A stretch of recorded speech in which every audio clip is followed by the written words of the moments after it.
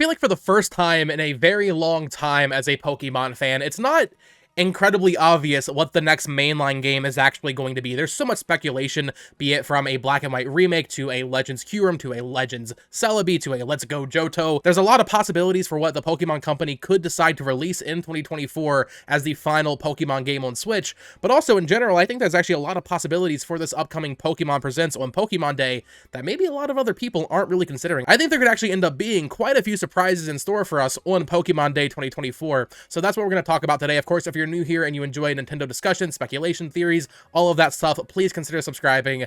Let's get into it. Hello there, everyone. Welcome back to the channel. My name is Botox Games. Feeling a bit under the weather today, so if I sound a little off, that is why. I apologize.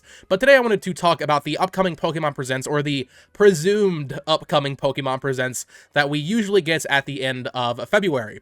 Pretty much every year, they always do some sort of Pokemon Direct or Pokemon Presents on Pokemon Day, which is the 27th. I think they have done them on the 26th, but it, kind of depends on time zone. So usually we get some sort of Pokemon announcement in February. That has been the tradition for the past, 6 years. And frankly, as of right now anyway, we have no reason to think that that trend won't continue. Now, this is coming off of reports and rumors that maybe we're getting a partner showcase instead of a general direct, so I guess anything goes this month with the looming Switch 2. But today, I wanted to talk about this Pokemon Presents and talk about the possibilities, right? Like I said at the top of the video, at least in my opinion, usually it's painfully obvious, what the next holiday mainline Pokemon game is going to be. In 2021, we knew, for sure it was going to be a remake of Diamond and Pearl. Then, of course, Legends Arceus also came along with that, and that was a nice little surprise. But ever since DLC has been a part of the equation, the Pokemon mainline release, strategy, I feel like has been a little thrown off here. Especially when you consider that we now have Ilka in the mix, which is a new developer for Brilliant Diamond and Shining Pearl. That was the first Pokemon game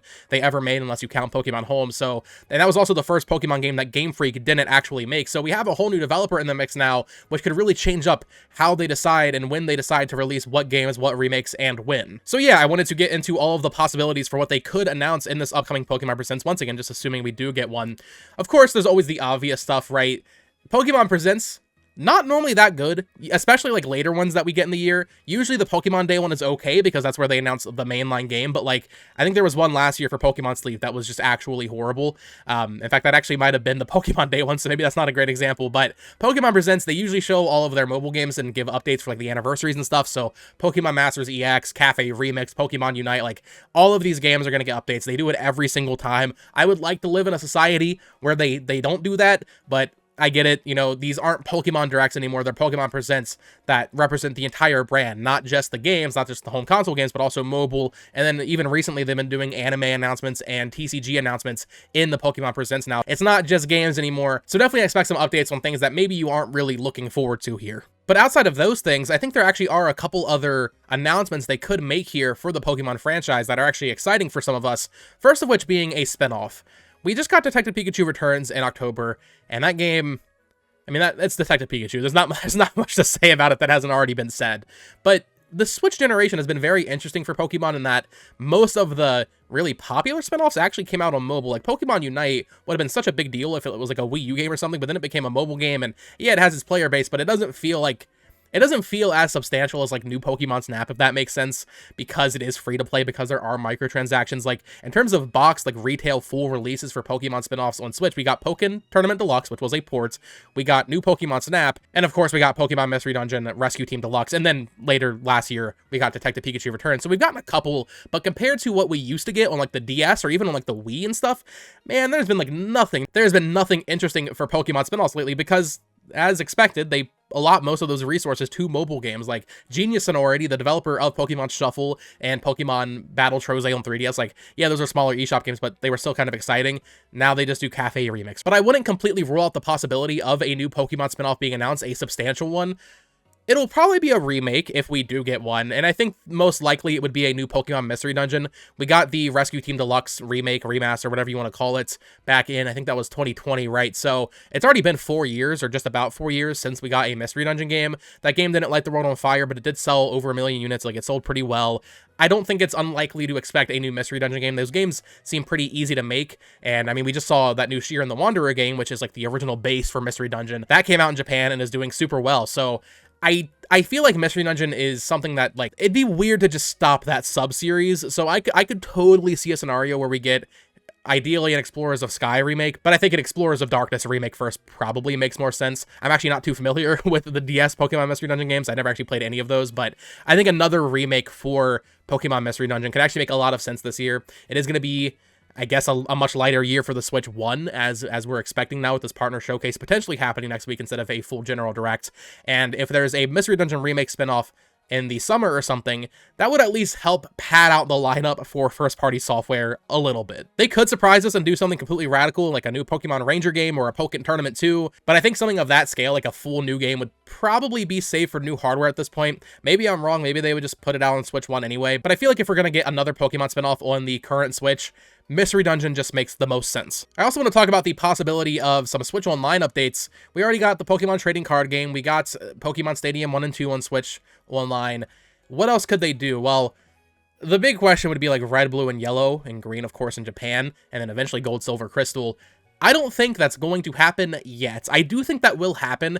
However, if you remember, everybody was like begging for red, blue, and yellow on the 3DS Virtual Console as soon as they started adding Game Boy games to that service. It took them until 2016. 2016 is a specific year because that was the 20th anniversary of the Pokemon franchise.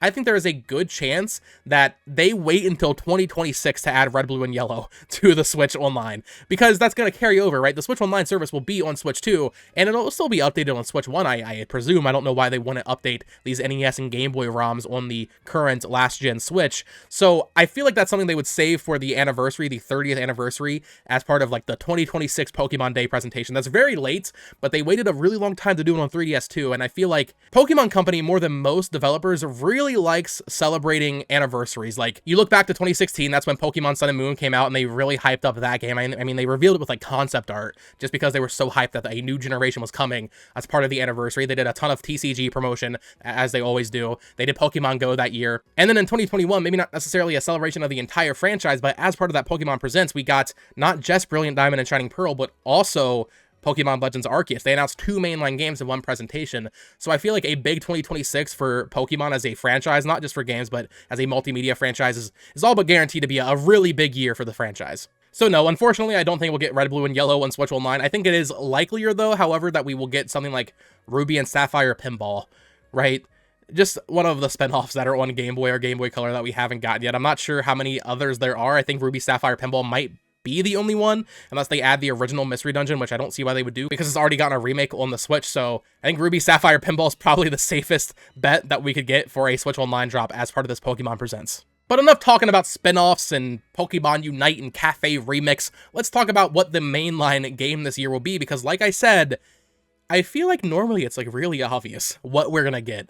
You know, in 2014, it's like, okay, we're getting Hoenn. Like, people like were excited, and there was like that chance that we want to get it, but come on. We were getting Hoenn that year. But as I mentioned, now that we have Ilka in the mix, which is a whole new developer for the mainline Pokemon franchise, and now that we have what could end up being a full new sub-series with Pokemon Legends, it's not super obvious. So a lot of people are just expecting a black and white remake from Ilka. I don't want to see that because I don't think they did a good job with BDSP, but maybe. However, that feels a little soon. Pokemon remakes usually come out. I mean, the gap between Fire Red and Leaf Green and Heart Gold is like, what, 6 years? Then from Heart Gold to Soul Silver and Omega Ruby Alpha Sapphire, I think that was 4 years. From there, it was 7 years until BDSP, but in between, I think a lot of people forget this, we did get Let's Go in 2018. So it was 4 years after Oris that we got Let's Go, and then 3 years after that we ended up getting Brilliant Diamond and Shining Pearl. I could see a remake. Like, I'm not going to discredit that possibility, and maybe that's just me coping because I don't want an Ilka-developed one-to-one black and white remake like they did for BDSP. Despite those games being a huge success for a Pokemon remake, I think they might actually be the best-selling Pokemon remake, so it is not unlikely that we get a black and white one-to-one remake this year.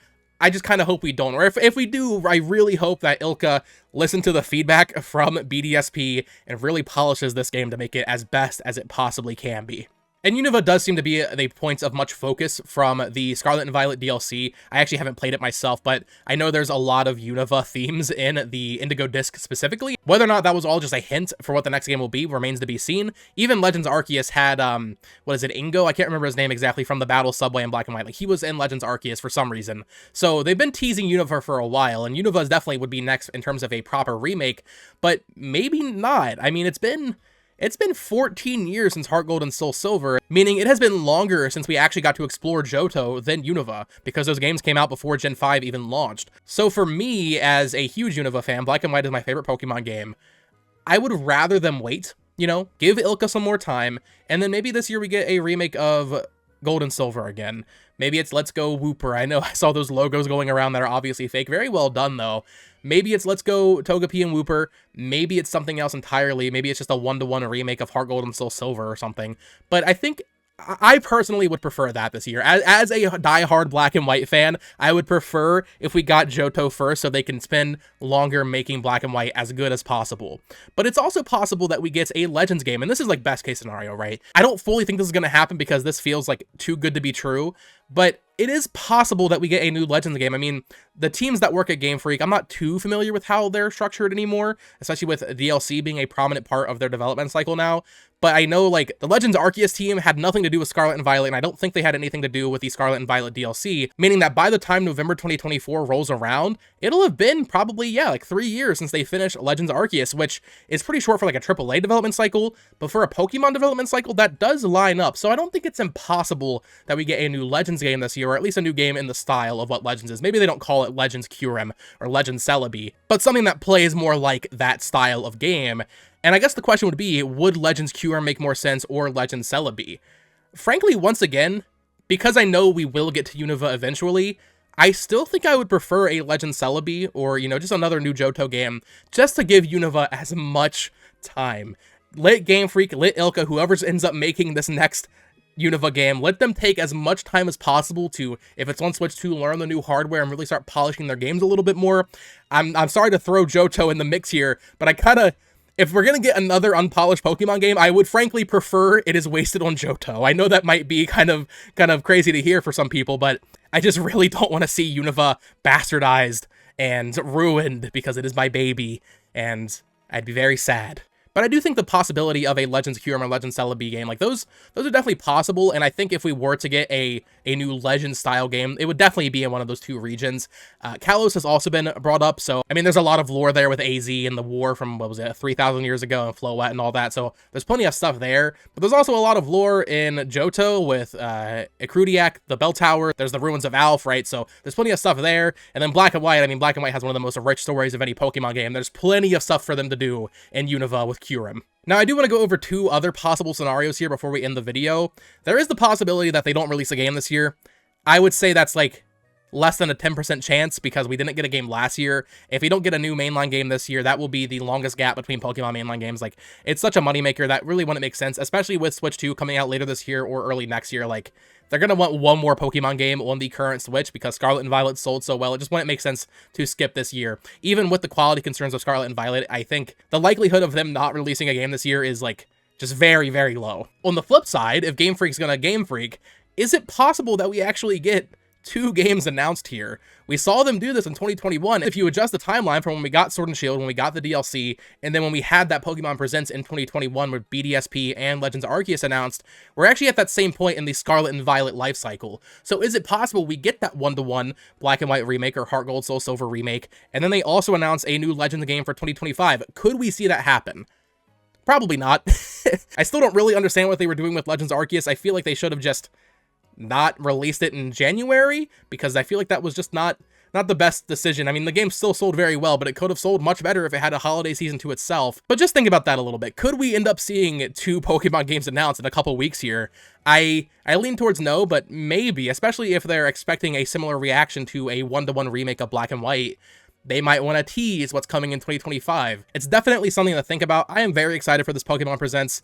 You know, as much as I would like Game Freak to take another year off and just really, you know, polish their next game, I don't think that's very likely. And as a fan of Pokemon, I'm always excited to see what they do next. So let me know what you think down in the comments below. Do you think we're getting a one-to-one Black and White remake from Ilka? Do you think we're getting a Johto remake, a Johto Legends game, a Unova Legends game? Like, there are a lot of possibilities right now, which I think makes this year specifically for the Pokemon franchise very interesting, to say the least. So let me know your thoughts down in the comments below. I'd love to get a conversation going. Of course, subscribe here for more Nintendo Switch news, theories, discussions, all of that stuff.